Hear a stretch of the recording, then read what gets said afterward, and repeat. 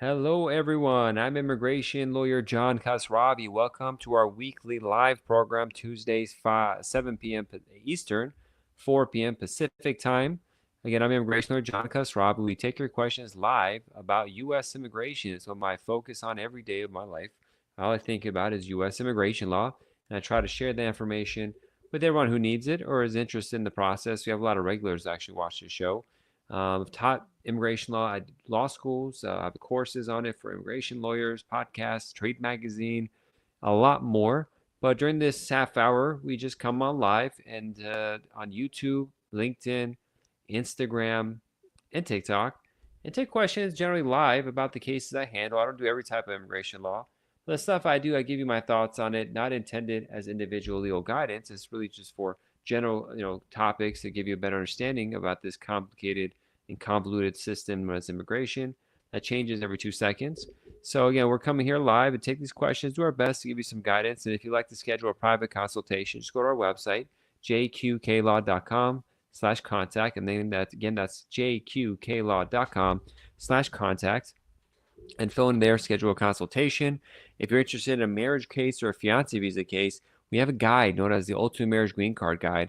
To download that free, just go to marriageimmigrationlaw.com. That's marriageimmigrationlaw.com. And we're putting the final touches on the Ultimate Naturalization Guide. That's going to be very helpful for a lot of people.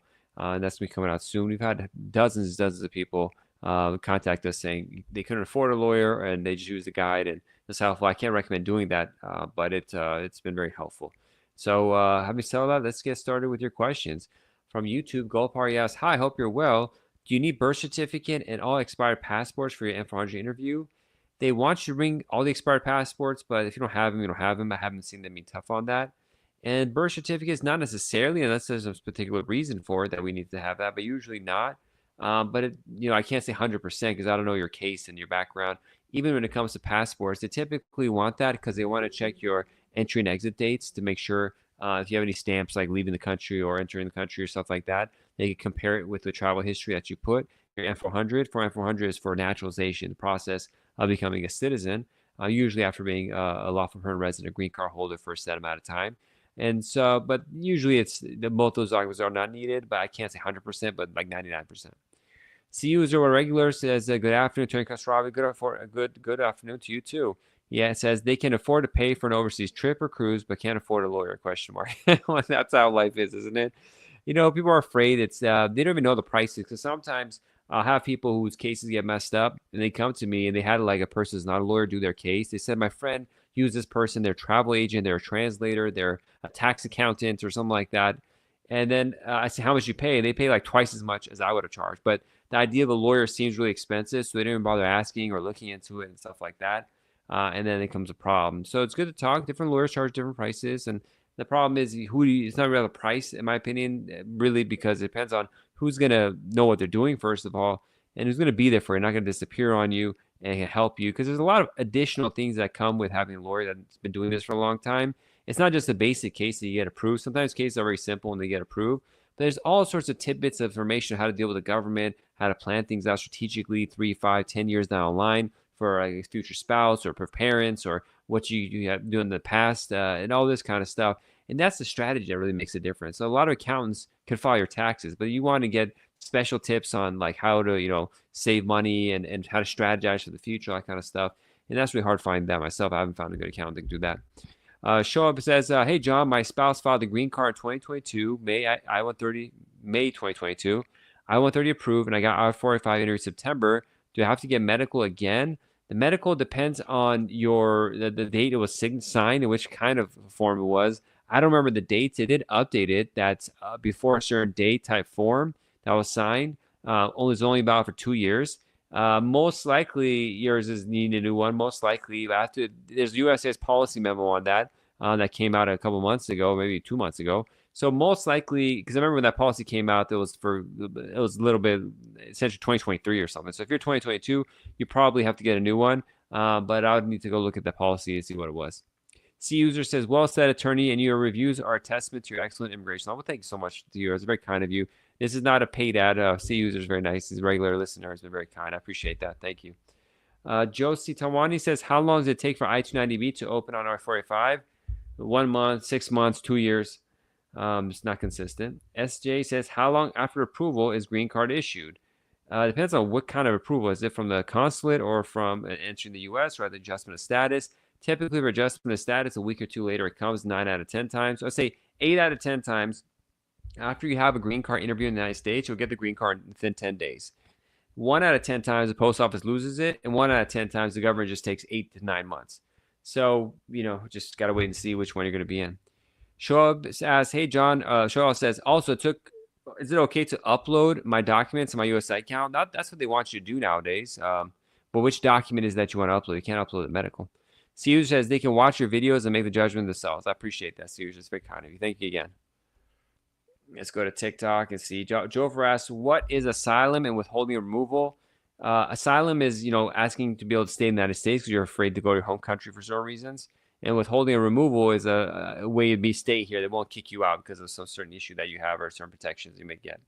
Jeremiah says, what happens after you're done with USCIS, then interview with USCIS, but still waiting for a decision? You got to wait, maybe write them a letter, say what's going on and stuff, but you just got to wait, I guess.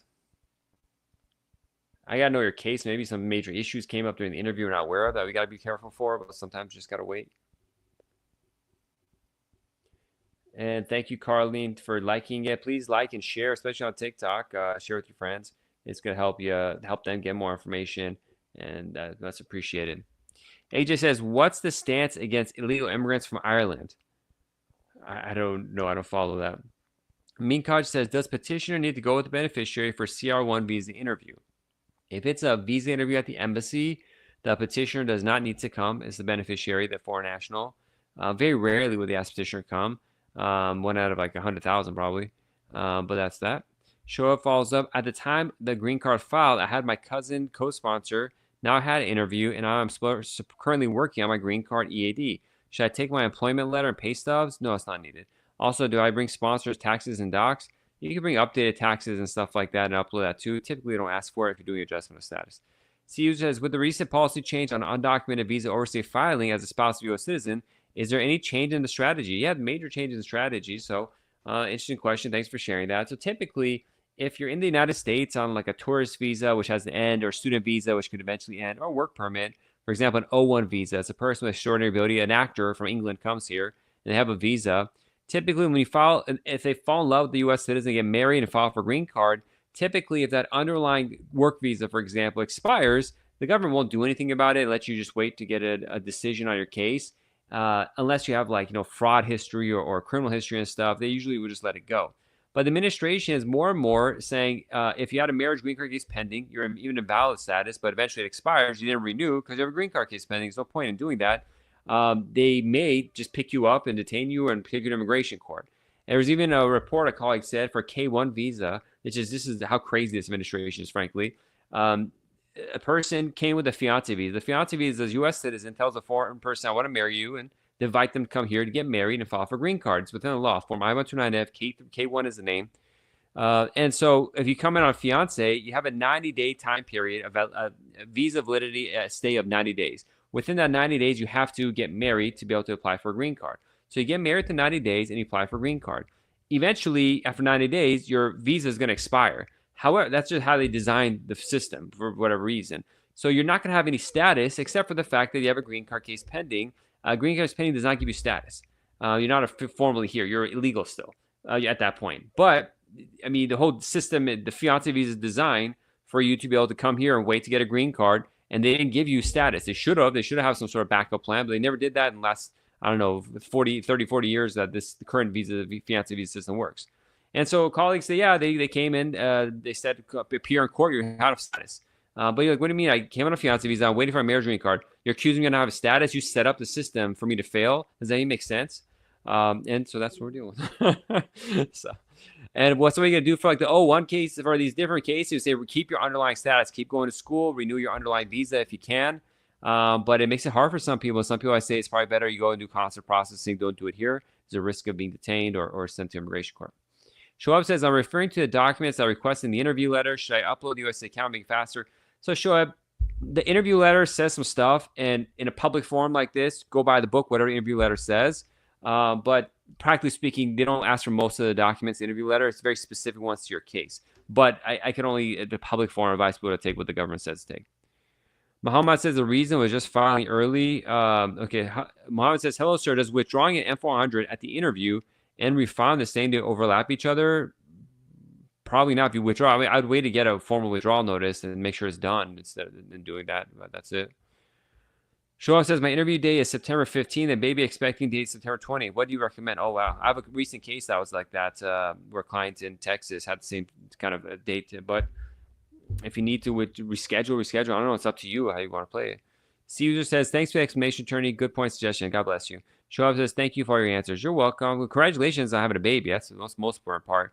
But if you think you might come early or something, you got to either call USCIS that day that you can't join or ask for rescheduling now. But I mean, that's it. You got to see what's going on.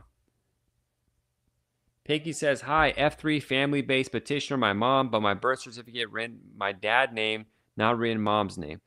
I mean, that's going to be a problem. How do you show a relationship? So did the I-130 get approved yet? Or are you going to approve it? What's going on? Are you going to file it? Cheryl says, I had a marriage-based interview last October, 3 inquiries till now, Congressman, no updates. I hate when that happens. They maybe either just lost or write a letter to the office, say what's going on, but they may be doing an investigation.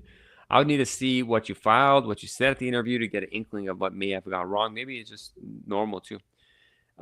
Period says, M400 interview was approved right away, but no change in portal in 2 weeks. Any concern? Not necessarily. Sometimes it takes, weeks and stuff.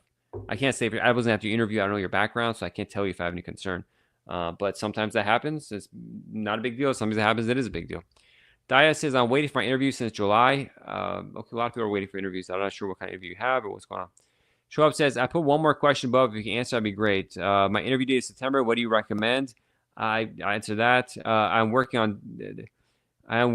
on green card EAD. I was a student. My spouse F45. I was in status. Any concern for me? Are we having So is there any concern for you? The government probably doesn't know that you were working on your EAD, which would potentially invalidate the F1. But your CBIS, if it ended and stuff like that, honestly, you probably don't have any concerns, but it's I can't guarantee that, unfortunately. So any concerns? Maybe. Any is a very large thing. Probably no, but maybe. It's not impossible. The government's doing a lot of wild stuff.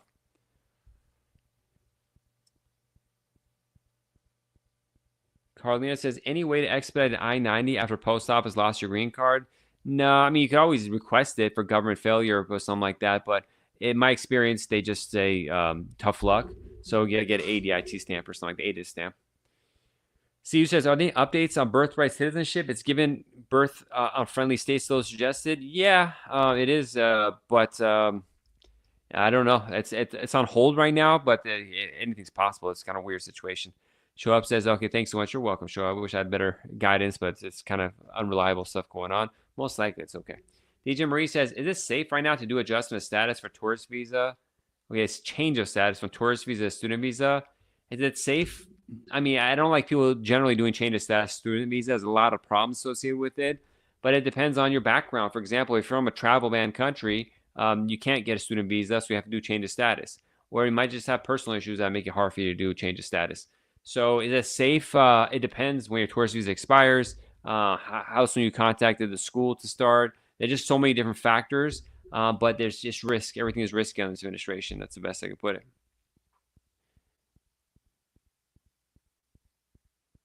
Do I need an I-618? I don't know. I don't know anything about you just to recommend something. Lupita says, I have an affirmative asylum case pending. Can I self-petition as an LLC owner under H-1B or job sponsored? If you haven't maintained status, which you most likely haven't, then no. 9 out of 10 times they'll deny that. Maybe 9 out of 100. You're welcome, DJ Marie. What about M400's process time, sir? Citizenship process time, 3 months to 3 years, or 2 months to 2 years. Lupita says, I have an affirmative asylum. Here, answer your question, Lupita. Aurelio says, are parent-children petitions getting denied? Badly filed ones, yeah. But if it's properly filed, then no.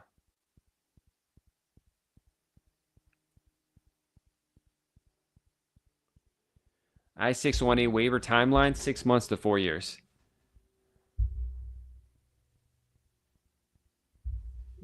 What makes an M400 clean and straightforward case to process faster? The speed of the case isn't based on whether it's clean or a straightforward case. You could have the perfect case, and they just are slow and it takes longer. So that's not that there's no correlation per se in that aspect. But what makes it a clean case? No travel history, paid all your taxes, no, you got your green card properly, no moving, you haven't done false claim to citizenship. You have a perfect case again, though. But that's the timeline and how long it takes is a separate thing. 618 is crazy. No option for underlying status, but you have to be present in the U.S. Yeah, that's the problem with I-618s right now. I'm not sure if it's worth submitting I-618s potentially for most cases. But it depends on how much risk you want to take and what's going on in your life. Lupita says, I have an affirmative asylum pending. I'll answer your question. I have a marriage-based interview on October 3rd. Inquiries now. Okay, I'll answer your question. What about I-824? What about it? You have to put things in the form of a question I can answer. C user says, if a couple got married to a U.S. citizen within the month of arrival on a tourist visa, will the beneficiary have issues if they decide to do consular later time instead of AOS? Adjustment of status now. So the only time I've seen it be a problem was with someone who did a tourist visa interview. And at the interview, they said, I don't have a relationship with anyone in the U.S. I'm just going there because my brother's graduating from school. I'm going to his graduation. The person came a few weeks later, got married, and went back home. And the consular officer said, listen, like, you can still get married in the U.S., but you told us that at your recent interview before you came to the U.S. On your trip that you don't know anyone in the U.S., but you got married a couple weeks later, which means you're engaged and had a fiance in the U.S. The tourist visa application form DS-160 asks if you have anyone in the U.S. engaged, and you said no, so there's some fraud there. They could argue that, I got proposed to then, and so let's get it in or something like that. It's annoying that they did that. It's not a typical thing that they do, but these are risks involved. Most of the time they wouldn't do that, but in this case, that it's not my case, but a colleague of mine's case that happened to. This stuff happens. So there's a lot of different factors. When you hire an immigration attorney, we're at least our firm, I say, there's like all these nuanced strategic things we're thinking about 3 months, a year down the line that we're kind of, you just do this a lot. So it's on our heads. They're thinking about it to see which is the safest place to do something. The gas pro says, husband just left for Switzerland for a first time his green card. I'm so nervous. It'll probably be okay as long as he has good, clean history. Melly says, can you come back to the U.S. with criminal record after being granted voluntary departure while detained? Probably not. You have to get a visa and they'll probably deny it. Click says, but it's probably. Who knows? So you get waivers and this and that. Cedar says, wow, interesting case. Thank you, attorney. You're welcome. Click says, do they reopen old deportation cases with I-130 approved? How long it takes? They may, and it's not clear how timelines. Are they approving I-824s? Yes. I mean, some of them are stalled, but yes. Ramin says, can I go to Iran and come back with my U.S. passport as an Iranian? Generally, yeah. Withholding removal status is safe nowadays. I mean, if you're doing withholding removal, you're in removal defense. So is it safe? No, it depends on your case. It's not a safety matter. It depends on what's going on in your background. The Gas Pro says, are they giving green card holders a hard time entering the United States? Very rarely. I posted that online in a clip that's like, if you're a green card holder, most likely you're fine. And people are like, no, every green card holder is having problems. But the reality is, like, statistically speaking, 99.9% of people traveling green card holders have no problems. Now, there's millions of people who potentially have green cards. So are there people having problems? Yeah. But statistically speaking, it's like, so is it safe to get in a car? Yeah, you might get in a car accident. It happens every day. We have to buy car insurance for just that reason. There's a lot of mechanic shops who specialize in this. So there's a whole business out of it. But does anyone expect to get in a car accident, get in the car? No. If we did, we wouldn't get in cars. Now, for some other cases, if you have like arrest and criminal history, yeah, that's a big risk right there. But for most people, no, it's okay. Eloisa says, is it safe to do adjustment of status for a tourist in marriage? How long usually? Is it safe? Safe is a relative term. There are risks associated with it. I had a big explanation at the top of the show that you could be detained. How long is it usually? There's no usual in immigration law, frankly. It could be 2 months. It could be 2 years on average. Anik says, travel twice internationally since January, no issue whatsoever. There you go, Anik. There you go. So it's a lot of immigration lawyers are afraid of traveling, but I mean, they can't stop the borders traveling. I mean, they can. It's kind of crazy. The tariffs and stuff like that. But for now, that's not the case. That's like widespread issue.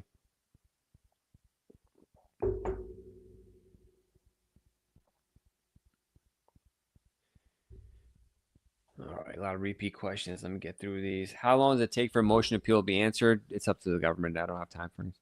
Emma says how long it takes for an answer at the interview on an affirmative asylum case. There's no timeline for them to respond. Yelp says, I did my biometrics and now received my work permit social security number a month now. Can I collect that SSA? No. Unless you came in on K1, you're still within 90 days. You got to wait for your work permit to come and then take that to social security office.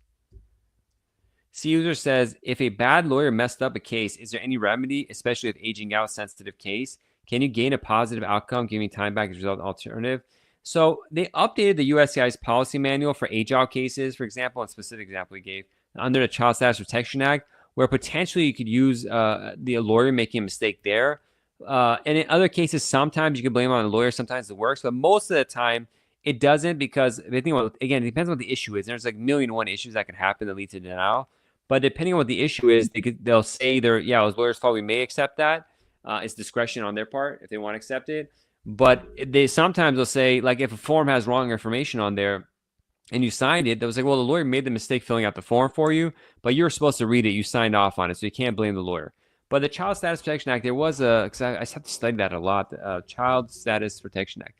The idea behind the Child Status Protection Act is that if you're going to get a green card, for example, as part of being a child in a family-based or employment-based case, if you go over the age of 21, you get kicked out of that case.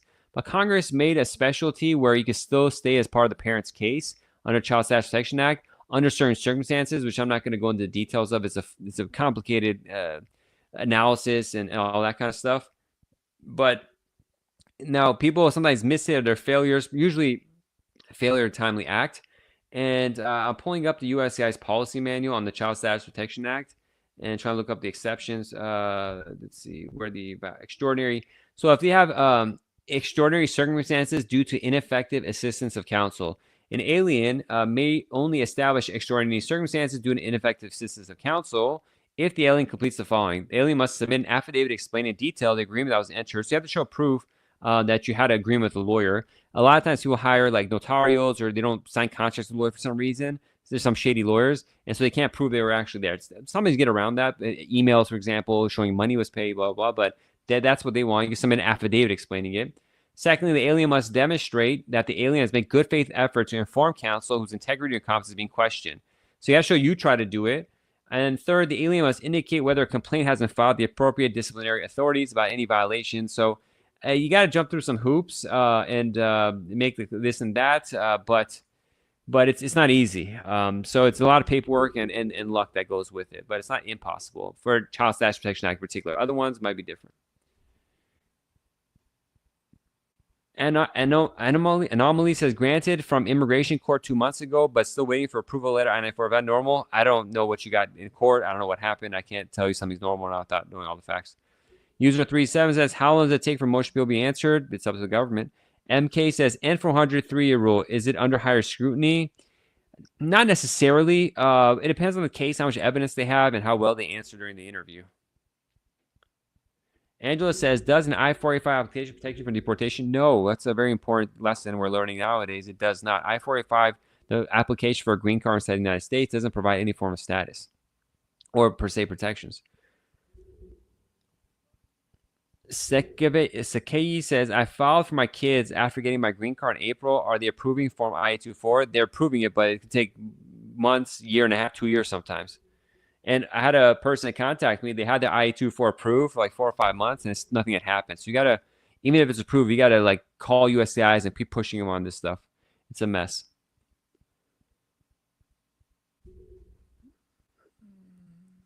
Amso says, why is N400 taking so long? Processing time says 14 months.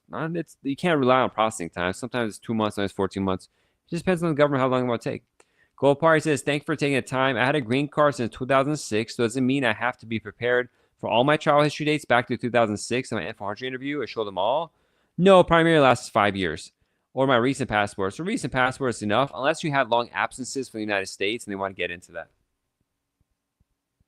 Luzalina says, my boyfriend got a DUI. It was expunged, but he renewed his DACA after. How likely to get approved? Usually at DACA, they don't paying attention, so likelihood to approve is high. But if they pay attention, likelihood of approval is high too. So you can't be getting DUI. And expungements don't matter. Immigration department doesn't recognize expungements. Wojak says, can I travel outside the USCIS on asylum green card? You're going to need a passport, which you can't get because you have asylum. So you might need a refugee travel document and get visa. So maybe. Anik asks, after the approval of the I-130 on the F2A category, will the embassy process start automatically, or the petitioner will have to apply to USCIS and NRVC for NFU's interview? So if you properly marked your Form I-130 that you want to do consular processing, once it's approved and transferred, the National Visa Center will usually send a welcome notice in a few weeks, a few months afterwards. It has a case number and invoice ID number. But whether you can actually start the process and log in and fill your information depends on if they allow it or not and how far into the process you are, because there's a delay with the visa vault in the timeline for F2A cases in a spouse or minor child of a green card holder. So they'll update you unless they just lose you and you're not getting anything. Then you contact them to figure out what's going on. But yeah, eventually they're supposed to contact you. Now we've had it where they contact us, but they write the wrong email address, so we never get anything. So we have to follow up with them. That's where having a lawyer comes really handy in this kind of stuff. Someone that's been there, done that to help you. If you want to schedule a private consultation, go to our website, jqqlaw.com/contact. That's jqqlaw.com/contact. And download our Ultimate Marriage Green Card Guide. The website is marriageimmigrationlaw.com. That's marriageimmigrationlaw.com. Born to Win says, may a Section 8 and SNAP benefit U.S. citizen can marry an immigrant? U.S. citizens getting those kind of benefits can marry an immigrant. It's not a problem with the file. Now, it might be a problem if you're getting those benefits that you don't have enough money for the affidavit support, but you get the joint sponsor to help you out. Shikula says, is humanitarian parole under Trump administration for Afghans still being processed with travel ban? I don't know per se, but even under Biden, they weren't really being processed too, so I'm not optimistic.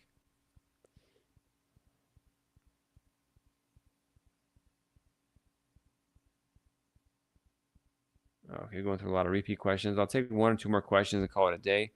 CU is asking, a recent case on USCIS showed an H-2A visa holder didn't work for the employer.